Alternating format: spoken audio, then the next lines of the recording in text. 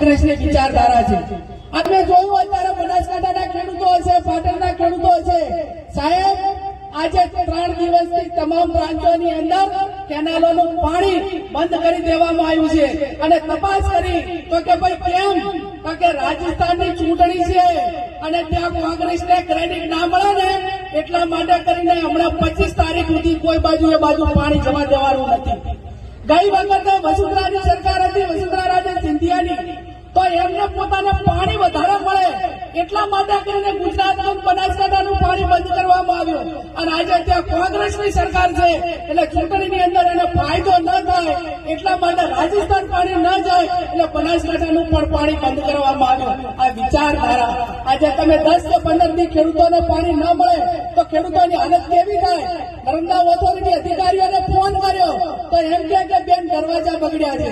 આવડા મોટા ડેમના દરવાજા જૂઠું બોલવાની પણ હદ હોય. જૂઠું એટલે કેટલું? કદાચ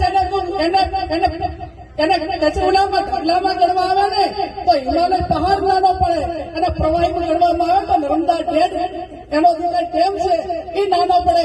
આટલું જૂઠું બોલવાની જે આદત અધિકારીઓને એમની સરકારના જે કઈ સત્તાધીશો છે એમને, ત્યારે ભગવાન પરમાત્માને પ્રાર્થના કરું કે ખેડૂત માટે કોઈ ભાજપ કોંગ્રેસ કરતા એની સિઝન, એનો સમય ઇમ્પોર્ટન્ટ હોય છે.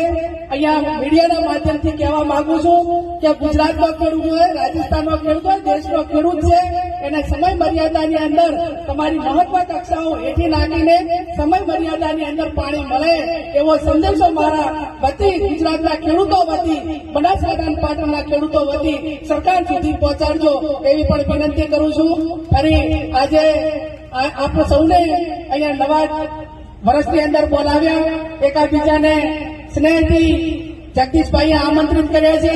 ત્યારે ભગવાન પરમાત્માને પ્રાર્થના કરું, તમારી પાસે 2 હાથ જોડીને વિનંતી કરું કે આજે આપણે 2080 નું વર્ષ એ સદભાવના અને સ્નેહનો સાથે મિલાયું છે અને જ્યારે 2081 નું વર્ષ આજે આ ગુલાબની પત્તી ઉડી હતી અને આવતા આ સમયની અંદર કેન્દ્રની અંદર સરકાર કોંગ્રેસની હોય અને જગદીશભાઈ જેવા મર્દ એક છે કે આપણા સુખ દુઃખના ભાગીદાર એ MP કે લોકસભાના સાંસદ અને કેન્દ્રના મંત્રી બની